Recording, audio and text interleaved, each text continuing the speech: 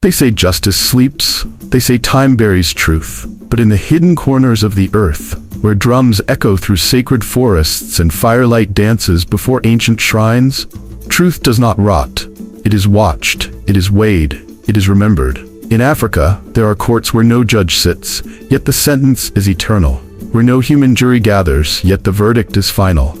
Where the crimes of the heart, the lies of the tongue, the betrayals buried in silence, are dragged into the light by powers that cannot be deceived. These are the courts of the spirit world, and the ones who speak in them are called oracles. Not witches, not mere fortune tellers, but sacred instruments, mouthpieces of justice older than any king, deeper than any constitution. They speak not from opinion, but from a realm beyond time. And when the oracles speak, villages tremble, leaders fall, families reconcile, and spirits rest. But their laws are not known to all. They are encoded in symbols, shadows, bones, leaves, wind. Their language is rhythm. Their truth is fire. And their justice, it does not ask what is legal. It asks what is right, by the ancestors, by the earth, and by the soul. In a world that worships power and forgets consequences, the oracles still wait in silence, listening, watching. For some they are the last hope, for others the final judgment. So let us enter this sacred space. Let us walk through the smoke and sit before the Spirit. Let us hear the secret laws of the oracles, because whether you believe in them or not, they already know who you are. The camera transitions from the sacred grove into the hushed sanctum of the oracle, where the world appears both ordinary and deeply alive with unseen power. Known by many names, Afa among the Fon, Ifa in Yoruba lands, Dibia in Igbo cultures, Sangoma in the south, and Bokonon in Benin, these figures hold the keys to cosmic wisdom. They are not fortune tellers predicting fate, but living conduits of ancestral consciousness. Every oracle is initiated into a lineage of guardianship, tasked with listening to truths that transcend the spoken word and interpreting moral codes beyond human legislation.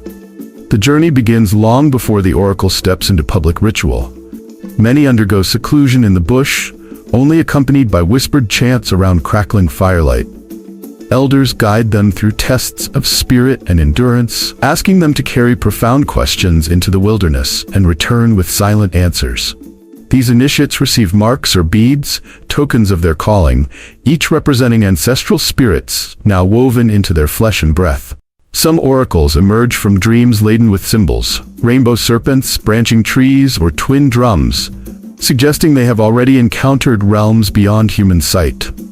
Others hear voices on the wind, feel vibrations underfoot, or awaken from visions in which ancestors call them by name. Possession is a turning point. In trance, the oracle becomes a vessel for a spirit, Olodumara's emissary, Oya's whirlwind, Ogun's hammer, or the hush of ancestors. In these moments, the oracle's voice shifts tone, cadence, personality. It is the voice of something older than memory. The congregation witnesses a miracle, not simply a performance, but a cosmic dialogue. These states are not induced for spectacle. They emerge from rigorous spiritual discipline, fasting, prayers under open skies, silent nights in ancestral chambers, and daily acts of humility and service. The oracle's brilliance is forged in shadows, not spotlights. They are the earth's lungs breathing ancestral law into human communities. They are the hidden courtroom, not because they hide truth, but because they stand between worlds, seeing what lies beneath silence, speaking what lies beyond the immediate. In a fragmented era of written documents and broken promises, these oracles remain the last witnesses to agreements made in the bones of the earth. Through years of apprenticeship and devotion, the oracle becomes fluent in the language of sacrificial rites, rhythmic chants, symbolic offerings, and ritual geometry. They come to perceive justice as living architecture. Each offense a tremor, each apology a foundation stone, each festival a recalibration. Their knowledge is not theoretical. It grows from scars on the land, from whispered grievances of lineage spirits, from seeds planted beneath graves. To consult an oracle is to bring one's bones, blood, and breath into cosmic alignment, or risk divergence from the ancestral covenant. Beyond ritual, oracles maintain moral authority by living examples of integrity and humility. They rise before sunrise to greet the day, gather gifts of kola nuts or stream water at sacred sites, and wash their hands in silent prayers to unseen guardians at their thresholds. Their homes become living altars where children learn to greet unseen guests and speak truth because the spirits are listening. The oracle's presence in the community is not passive. When a village erupts in conflict over land or lineage, the oracle convenes families under sacred trees, lays cola and palm wine on woven mats, and listens, not to gossip, but to echoes of ancestral covenant. They offer verdicts tempered by mercy, invoking justice that is slow to raise a fist but swift in restoring harmony. Importantly, oracles themselves are subject to the laws they serve. They are tested by peers and elders, required to own errors, atone for mistakes, and remain accountable to the same spiritual standards they interpret. If an oracle falls into arrogance, they risk losing their spiritual sight. If they succumb to greed, ancestral voices may fall silent. Initiations are repeated, offerings are adjusted. They are reminded that they speak through spirits, not for personal glory. The oracle's role is both solitary and communal.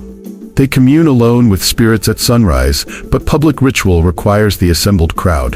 They move between silence and speech, stillness and song, private meditation and public accountability. Their authority comes not from a title, but from the lived continuity of ancestral truth passed through generations. In their presence, simple inquiries about crops, marriage, or conflict unfold into inquiries of cosmic consequence. Will the land remain fertile? Will ancestral names be honored? Will future generations remember their promise? The voiceover transitions into a hushed yet resonant tone, signaling a deep revelation. These oracles do not serve earthly law alone, but something far more ancient, a hidden code etched into the rhythms of creation. These secret laws are not written in parchment, statutes, or judges' robes.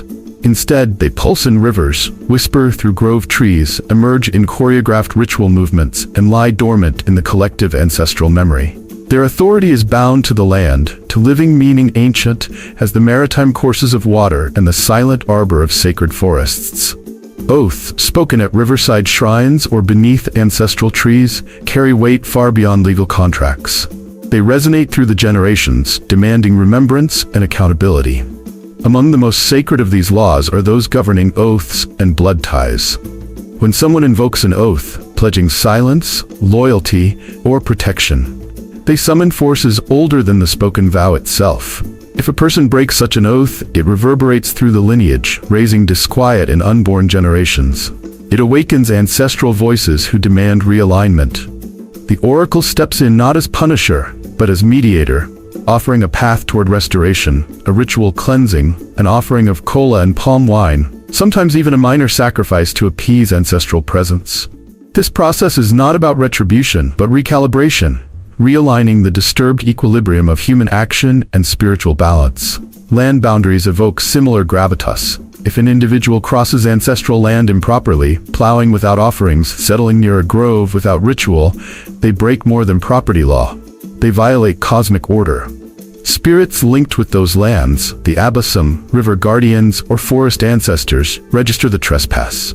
Their disquiet can manifest as drought, pestilence, or human conflict. Through divination, the oracle discerns the breach, names the offender, and prescribes ritual realignment. The land may require a festival, symbolic planting, or public confession. Through these acts, humans, spirits, crops, and ancestors reforge connection across boundaries of blood and geography. Truth and betrayal also fall under these cosmic mandates. To lie before the oracle, to speak with intent to deceive, is to fracture the invisible covenant woven between souls, gods, and ancestors. Such breaches invite spiritual disharmony that may show up as illness, misfortune, or persistent misbalance. The law here is not punitive revenge, but spiritual diagnosis and cure. The oracle listens for omens, sudden coughs from the lyre, odd illness in children, recurring nightmares. The remedy is confession, ritual appeasement, invasion of truth, often witnessed before community, to cleanse the lie and restore unity. Destiny, too, is a domain under these secret laws. Across African traditions, a person's fate is not simply chance, it is an agreement. Some call it Ori or Chi, a spiritual blueprint woven before birth. If someone strays from this path, the oracle can sense it. Restless nights, misaligned offerings, purposeless labor. The remedy is ritual realignment, night vigil, silent sacrifice, or symbolic journey toward sacred ground. In this process, destiny is not coercion. It is harmonic invitation, to align personal will with ancestral covenant. Here justice becomes spiritual balance rather than moral judgment. They serve as custodians of an ecosystem of justice woven into the living land, sacred pulse, and social fabric. The hidden code they uphold ensures that oaths bind more than words, that betrayal wounds more than hearts, that land bears spiritual memory, and that destiny is both cosmic gift and moral responsibility. These are not archaic laws of prior eras. They are cosmic guidelines for living in right relationship with all that exists. In their presence, justice transcends punishment. It becomes the restoration of wholeness. The scene shifts to a softly lit shrine laid out by firelight, where the air is fragrant with burning palm fronds and the rich scent of cola nuts. The camera lingers over a mat of woven reeds, where cola nuts spill in ritual patterns. Cowrie shells glisten in shallow wooden bowls, and small animal bones rest arranged in sacred formation. In this space, judgment unfolds not in silence but through ceremony. A low chant begins, building rhythm as the oracle, eyes closed, methodically tosses the cola nuts. Each nut's final resting place speaks. Shells rattle, bone shards whisper. In that sacred geometry, the hidden verdict emerges. Jutting flames catch the oracle's profile, and as firelight flickers, the viewer witnesses the moment the spirit descends. The oracle's posture shifts subtly, shoulders relax, spine straightens, head tilts, then vocal tone changes, deepening into a resonant utterance that belongs to another time. This is spirit possession, a medium for ancestral authority, for voices older than speech. In those moments, the oracle is not merely diagnosing, they are embodying cosmic will. Through communal ritual, whether held under a grove's canopy, by the edge of a sacred river, or inside a humble shrine, judgment has been spoken aloud, not imposed in quiet clerical isolation. But this judgment is not the end. It is the hinge. Once the oracle declares the case is heard, they pivot toward restoration. The verdict is accompanied by a ritual roadmap, a confession before elders, a symbolic offering of palm wine or cola, a particular chant to reclaim balance, or perhaps mercy work for the offended party, cleaning shrines, tending the sick, restoring violated land. This is restorative justice, atonement sown into collective memory, forgiveness enacted through ancestral law. The oracle's words echo not in dread, but in reclamation. People see a small crowd gather, each bearing gifts, cola, libation containers, woven mats. They are witnesses, not jurors. Their presence affirms the social fabric that oracles safeguard. These rituals may employ divination tools, lines etched into chalk and clay, the pattern of cast shells, the direction of spilled fire embers. Every element is meaningful: color, texture, sound, rhythm, all converging into a narrative of accountability. A single misaligned shell might represent betrayal, a faint ember might signify broken ground, and cola nuts may symbolize broken oaths. It is an intuitive system, born of countless generations who have listened deeply to the pulse of the world. In tense moments, the oracle may grow quiet. Silence itself becomes a form of judgment, a pregnant pause where the spirits weigh collective voices and ancestral pain. Only when the oracle breathes again, ringing the verdict, do attendants begin ceremonial offerings. A goat may be slaughtered as a living apology to nature. A young sapling might be planted to heal broken earth. A broken cola nut crown may be laid on the ground, a symbol of humility, reconciliation. These acts are not theatrical. They are tangible realignments between spiritual forces and human intention. The method of judgment is also pedagogical. The community learns from each case. The oracle may explain why a lie fractured fate, why stolen land disrupts harvest, why ancestral honor cannot be bartered. These lessons are embedded in song and dance that follow the verdict. A mourning dirge might transform into a celebratory chant when reconciliation is achieved. The oracle leads, not as dictator but as elder, guiding the village back to unity. The mist lifts on an earthen courtyard illuminated by the fading light of dusk, where the oracle prepares for judgment by the evening's ceremonial fire. It is here that the first story of oracular justice begins. A man once took a blood oath under a sacred tree, pledging silence and fidelity to his community. Years later, he spoke betrayal into the wind, unconcerned. Soon thereafter, misfortune descended. His crops failed, nightmares tormented his children, and a restless illness clung to his home. The oracle's divination revealed the broken oath. Only when the man confessed publicly, poured libations at the tree, and offered kola nuts in repentance, did the familial curse lift. This restitution was not legal forgiveness, it was spiritual reconciliation. The broken circle of blood and promise was mended by ritual action and the balance restored. In a second tale, a powerful king coveted a sacred grove whose trees held ancestral memory. He seized the grove to build his palace, believing his crown greater than ancestral law. The oracle intervened during a royal ceremony, revealing that the grove's spirits had turned away the king's voice, withholding blessings of fertility from the land. As misfortune spread across the kingdom, crops withered and children fell silent. The oracle demanded the grove be reinstated, its trees honored with thanksgiving drums and festivals. The king, stripped of divine favor, abdicated in shame. His successor learned that political power is fragile when divorced from spiritual covenant. This case demonstrated that no throne is secure if built upon the erasure of ancestral authority. The third story carries the weight of time. A wealthy lineage built prosperity over generations, yet remained plagued by accidents, infertility, and heartbreak. Each attempted intervention, doctor, pastor, healer, failed. When the oracle was consulted, divination revealed that the family's ancestor had stolen a sacred artifact and sold it in a misguided pursuit of advancement. The ancestral spirit remained restless. Across one night, restorations took place. The artifact was traced, ceremonially returned, and the grove reconsecrated. The family presented themselves before the oracle at dawn, offering ritual cloth, milk, and collective confession. Immediately, the oppressive weight lifted. Children thrived once more, marriages found peace, and the restless voices fell silent. The powerful lesson was that no hidden crime escapes ancestral memory, and true healing comes only with acknowledgement and repair. These stories reveal an essential truth of oracular justice. It spans lifetimes, demanding more than legal remedy. It demands cosmic coherence. A broken oath, stolen land, or secreted sin is not merely forgiven, it is restored in ritual and offered back to the spirit world. Each case is not ancient myth, but living wisdom. That the hidden courtroom remembers what human courts forget. They are custodians of cosmic memory, ensuring the integrity of lineage, land, and community.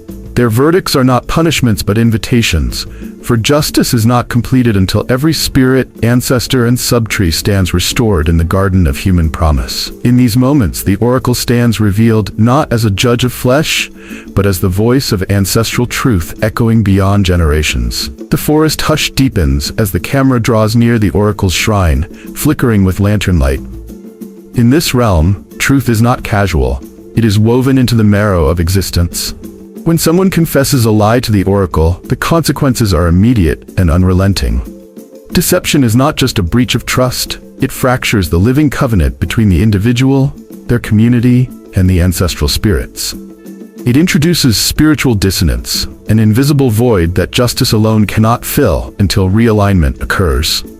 A whispered falsehood before the oracle may lead to straightforward health repercussions.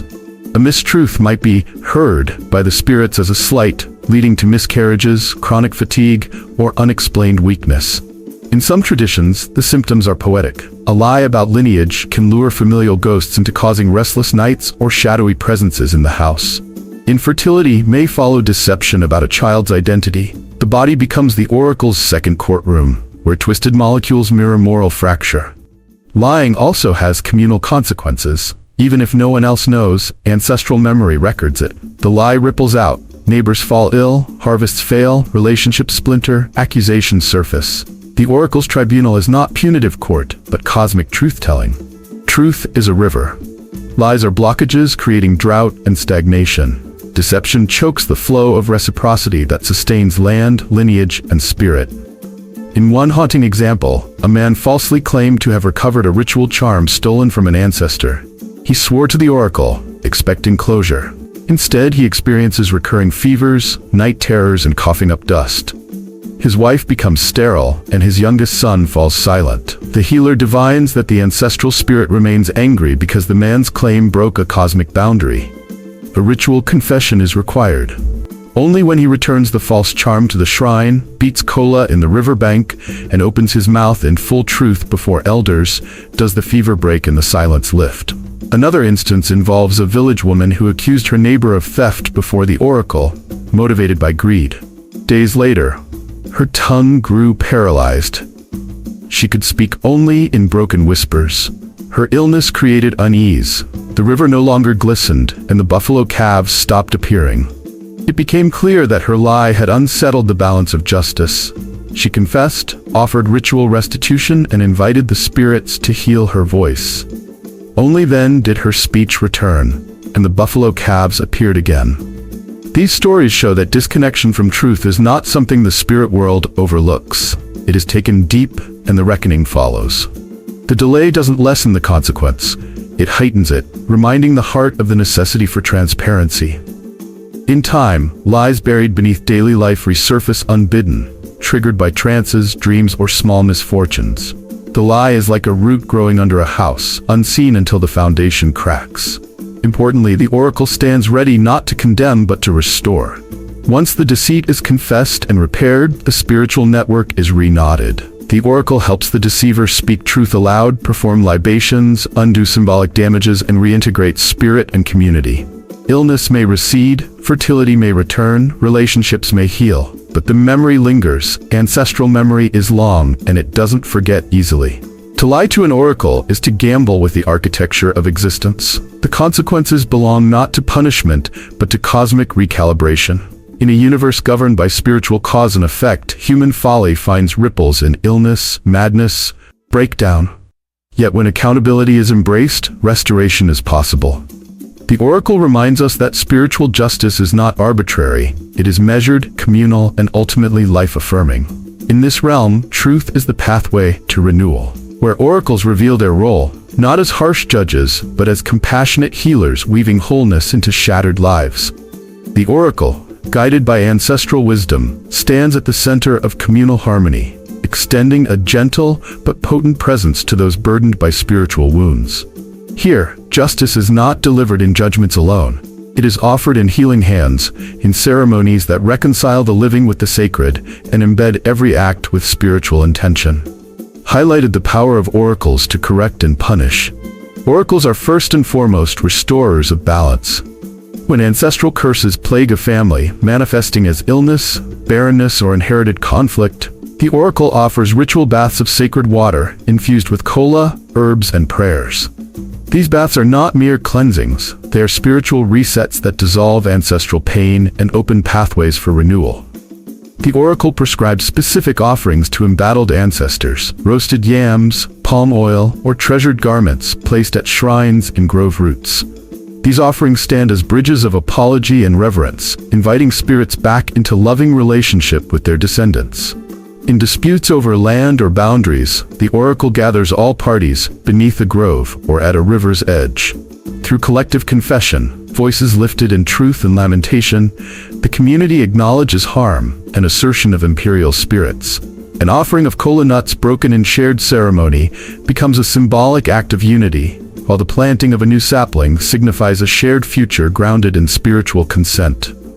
Each participant is reminded, reconciliation is not for the offended alone, but for all who breathe in that space. Family feuds often require personal healing alongside communal repair. The oracle arranges a night of confession around sacred fire, where participants speak aloud their pain and guilt. Each truth spoken aloud is answered with a blessing, a drop of libation, or a whisper of ancestral mantra. In these rituals, oracles guide participants through emotional clearing that restores relationships and reconnects spirits. It is sacred therapy rooted in song, movement, and ancestral presence. Spiritual blockages that cause loss of direction or purpose are also remedied through oracle-led ceremonies. A person lost in life's wilderness is guided through a journey of symbolic death and rebirth within the shrine's space, circled by incense smoke and ancestral drums, and emerges renewed, reoriented, reconnected. Through these ritual liminal moments, oracles catalyze internal healing, turning souls toward integrity and spiritual agency. Even illness is approached not as tragedy, but as call for reunion with ancestors, land, and spirit. Oracles prescribe herbal blends, spiritual baths, and ritual fasting, but these are always paired with offerings and ancestral veneration. Each becomes a thread in restoring the spiritual fabric of body, family, and place. Oracles heal the gaps time and trauma create. They mend bloodlines, restore land, resound destiny. Victims and offenders alike are invited back into spiritual kinship.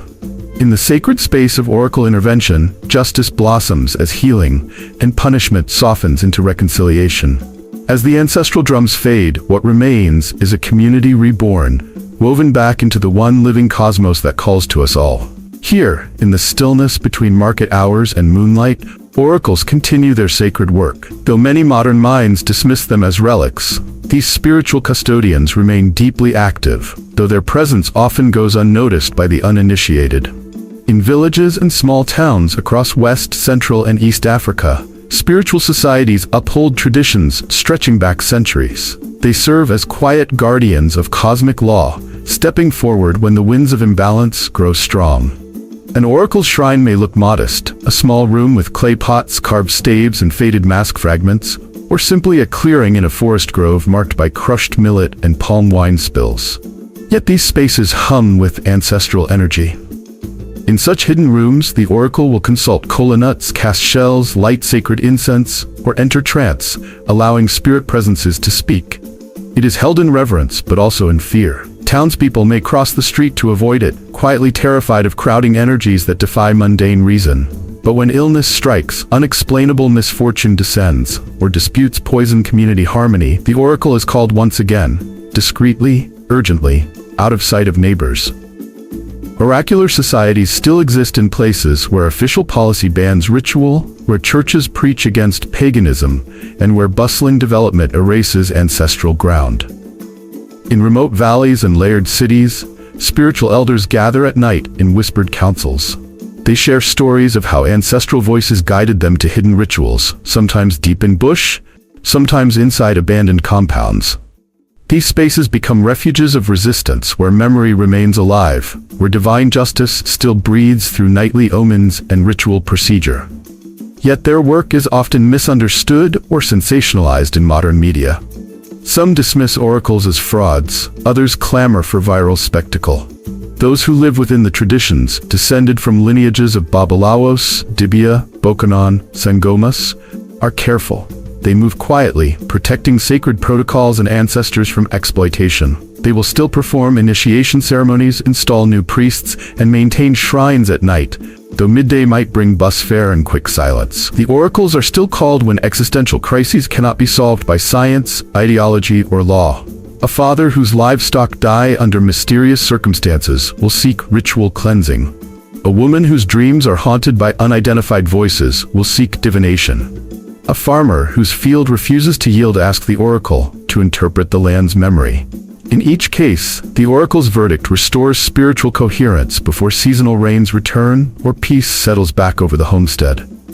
Their silence today is not absence. It is vigilance.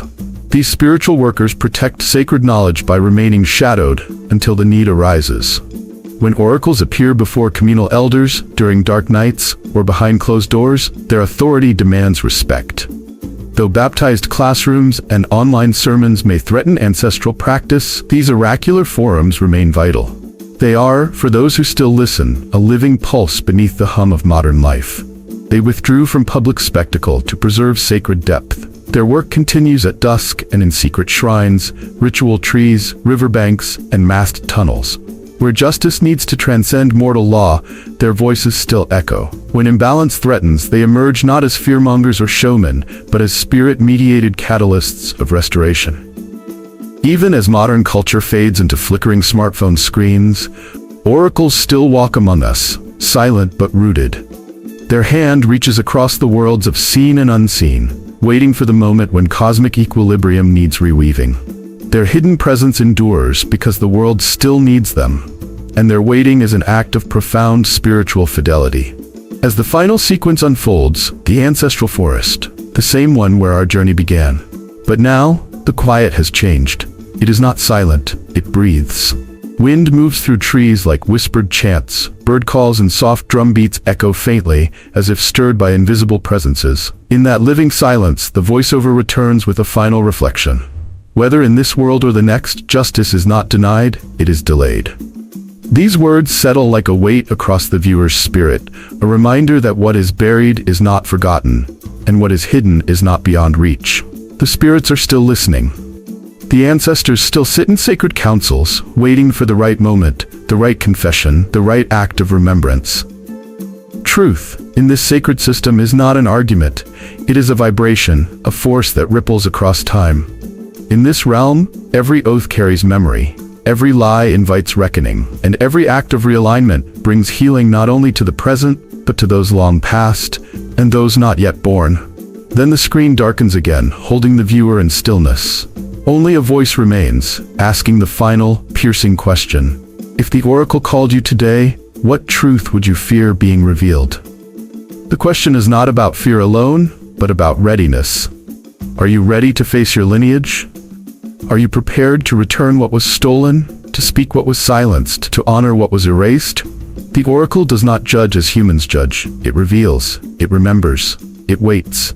With that, the video closes. No credits, no music, only the echo of the spirit courtroom lingering in the viewer's consciousness. The forest remains unseen but never forgotten. The spirit still watches.